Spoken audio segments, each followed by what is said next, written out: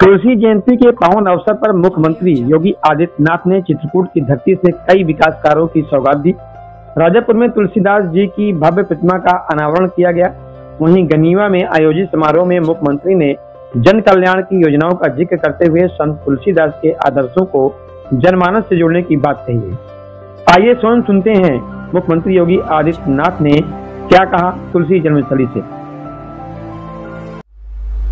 संत शिरोमणि पूज्यपाद तुलसीदास जी महाराज की पावन जयंती के अवसर पर आयोजित इस समारोह में इस पावन मंच पर विराजमान जगतगुरु रामानंदाचार्य पूज्य स्वामी रामभद्राचार्य जी महाराज, जिनकी प्रेरणा से ये पावन भूमि एक बार फिर से हम सबको उस युग दृष्टा पूज्य संत के स्मरण का बारंबार स्मरण करने का अवसर प्रदान कर रहा है। ऐसे विश्वविख्यात कथाव्यास और जिनका पूरा जीवन ही मर्यादा पुरुषोत्तम प्रभु श्री राम के उन मर्यादाओं के साथ बंद करके उनके भजन, उनके कीर्तन और उनके गायन के लिए समर्पित है, ऐसे पूज्य मुरारी बापू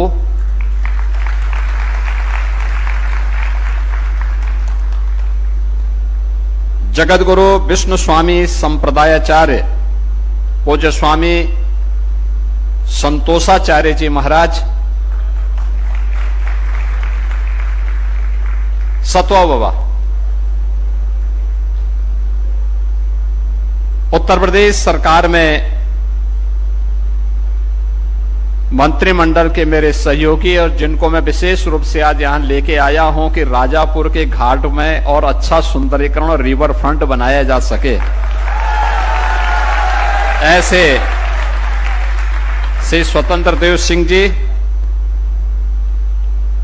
यहां के इस जनपद के प्रभारी मंत्री श्री मनोहर लाल मुन्नो कोरे जी,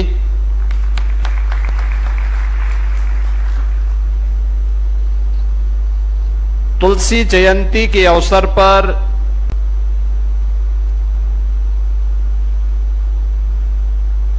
उन विद्वानों को जिन्होंने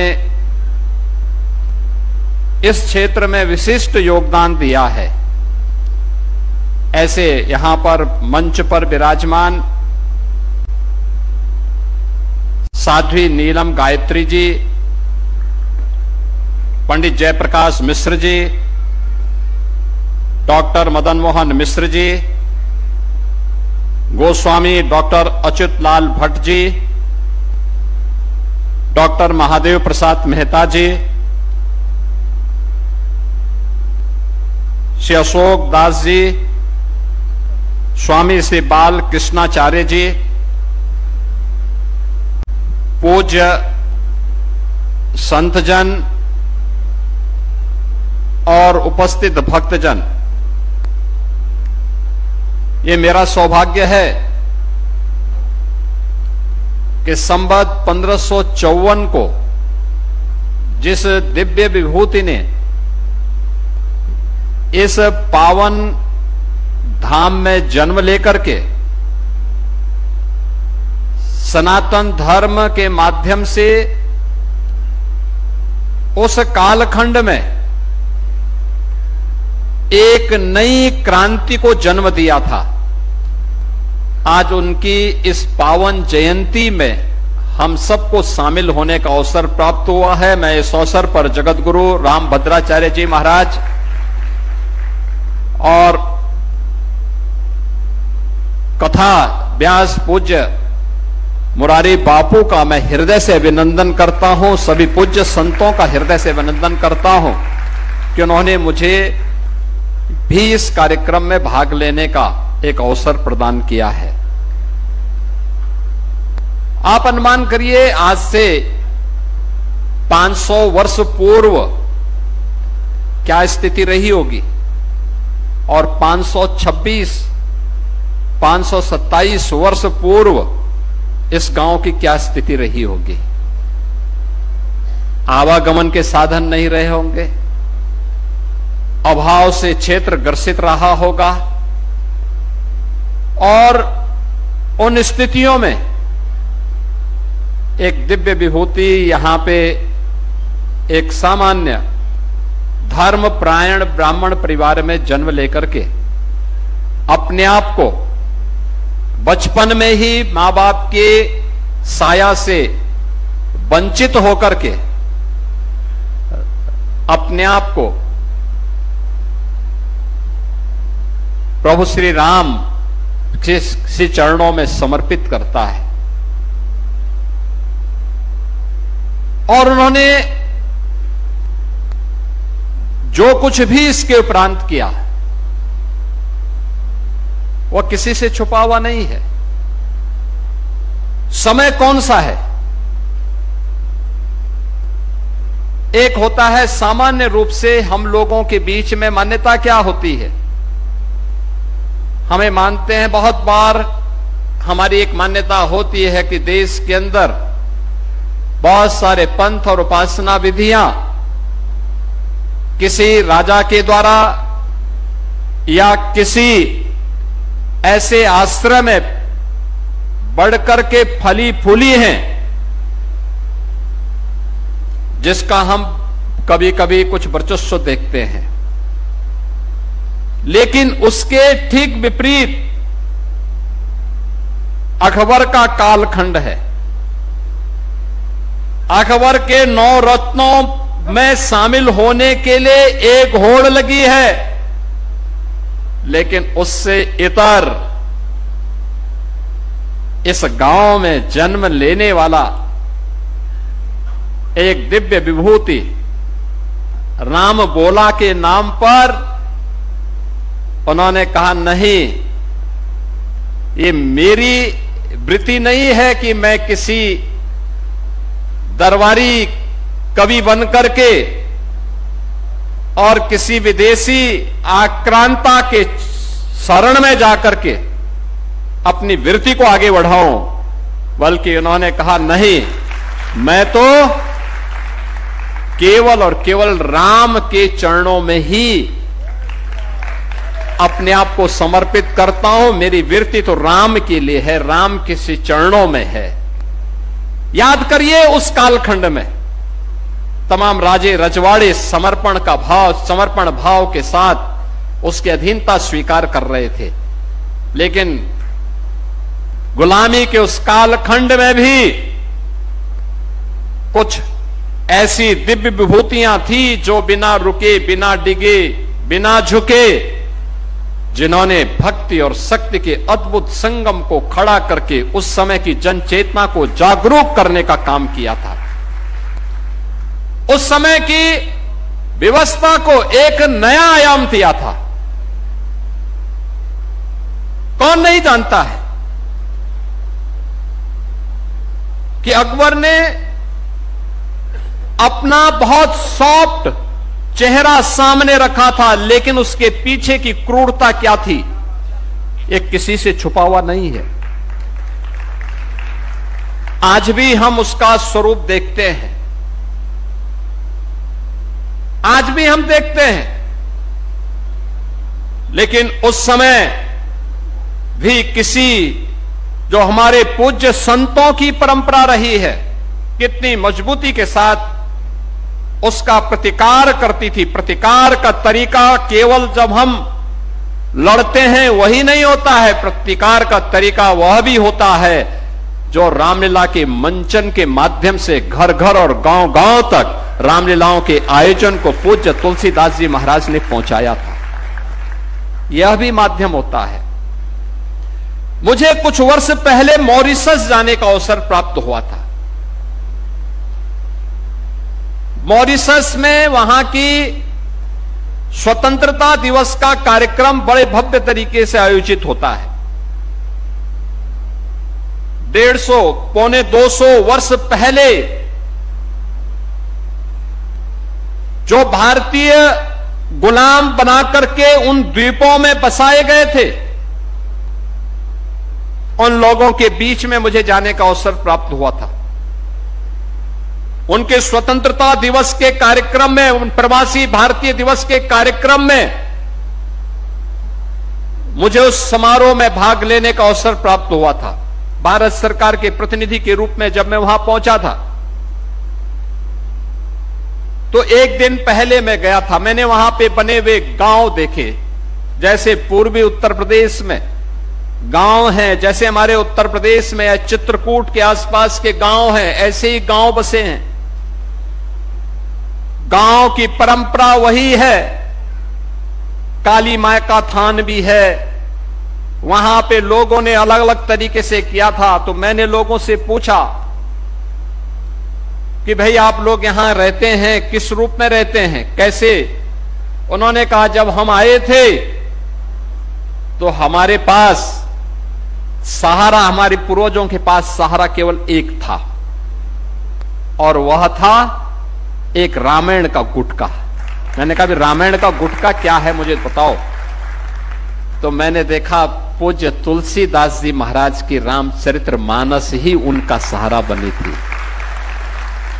वे पढ़ना लिखना नहीं जानते थे, लेकिन रामचरितमानस को अपने जीवन का हिस्सा बना करके, जो हम सामान्य रूप से रामलीलाओं के मंचन के माध्यम से या सामान्य बोलचाल की भाषा में जो बातों को हम दोहराते थे, लेकिन पूजा, उनके पूजा के घर में जब मैंने देखा तो रामचरितमानस की ही वहां पूजा हो रही थी। और याद करिए, श्रद्धावान लपते ज्ञानम का जो ये भाव है, हमने देखा है उन लोगों की श्रद्धा को, जो मजदूर बना के लेके गए थे, आज वे ही मॉरिशस के राष्ट्राध्यक्ष के रूप में वहां के गौरव के प्रतीक बने हुए हैं। यानी ये श्रद्धा का ये भाव। और ये तो चित्रकूट की धरती का सौभाग्य है। तो जब हम यहां की बात करते हैं चित्रकूट के बारे में, ये चित्रकूट का सौभाग्य है। अनेक ऋषि मुनियों ने, दिव्य संतों ने इस धरती को अपनी साधना का, अपनी सिद्धि का आधार बनाया था। और मर्यादा पुरुषोत्तम भगवान श्री राम को भी वनवास कालखंड का सर्वाधिक समय इसी चित्रकूट की धरती पर उन्होंने व्यतीत किया था। ये प्रेरणा किसकी? महर्षि भारद्वाज की। प्रेरणा किसकी? महर्षि वाल्मीकि की।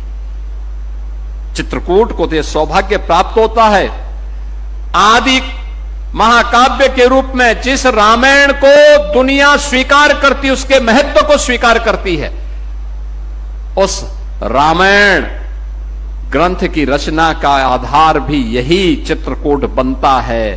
और रामचरितमानस के रचना का आधार भी यही चित्रकूट की धरती बनती है।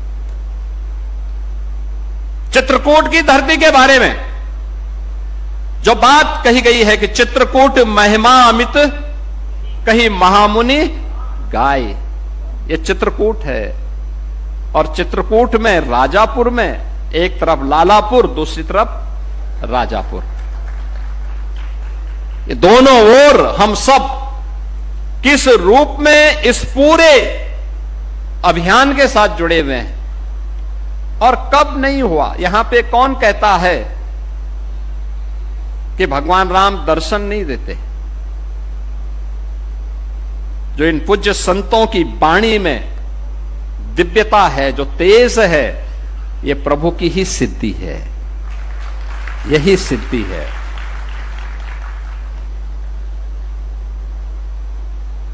इन पूज्य संतों का जब राम जन्मभूमि आंदोलन आगे बढ़ा, गुलामी का ढांचा हटा, उसके बाद इब्राहिम कमीशन बना,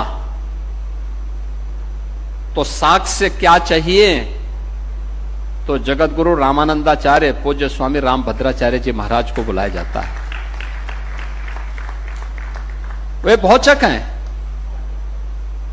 जब उन्होंने धारा प्रवाह वहां बोलना प्रारंभ किया, वे भौचक थे कि कहां है, ये सब क्या हो रहा है। उनके लिए यह कौतूहल और आश्चर्य का विषय था, एक कौतूहल और आश्चर्य का विषय था। लेकिन ये ईश्वर की सिद्धि, ईश्वर की कृपा यही है, यही है। कौन ऐसा भारतीय होगा जो पूज्य मुरारी बापू की पावन कथा को, मर्यादा पुरुषोत्तम भगवान श्री राम की पावन कथा को उनके श्रीमुख से सुनने के लिए उत्सुक न हो? कौन ऐसा सनातन धर्मावलंबी होगा?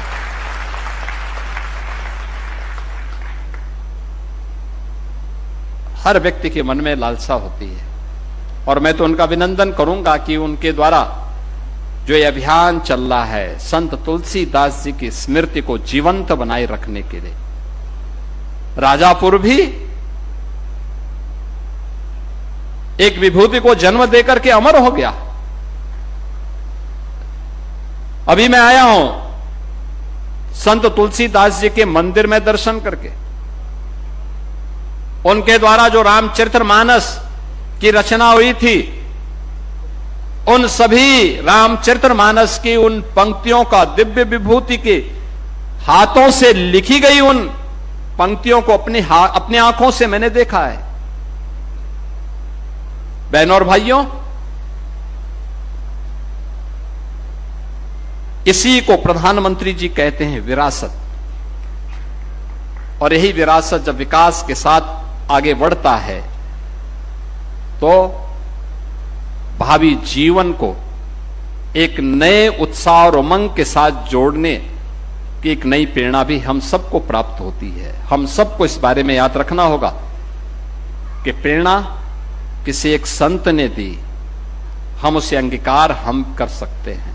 हम भी अपने स्तर पर अपने पूर्वजों की अपनी विरासत के लिए, उसके संरक्षण के लिए इस प्रकार के कार्यक्रम को आगे बढ़ा सकते हैं। दूसरा होगा, जिसके मन में जो भाव होगा वह उसी प्रकार की बात करेगा। अनावश्यक रूप से पूज्य संतों को विवादित करने का प्रयास होता है, अनावश्यक रूप से, क्योंकि जिनका पूरा जीवन ही विवादित है वे पूज्य संतों को भी विवादित करने का प्रयास करते हैं।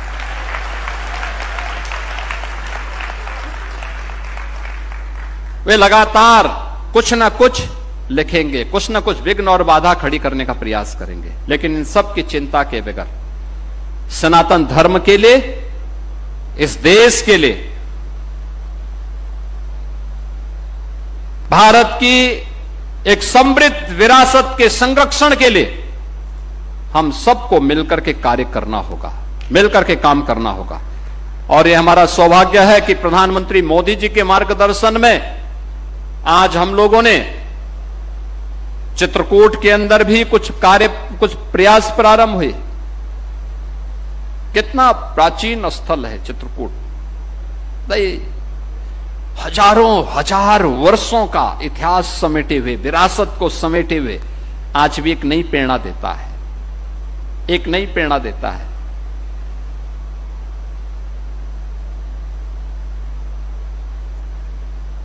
आज भी चित्रकूट की ये महिमा देश और दुनिया उसी रूप में लेती है। विकास के साथ जोड़ने का काम सरकार का है, सरकार उस कार्यक्रम के साथ जुड़ती है, उस अभियान को आगे बढ़ाने का काम करती है।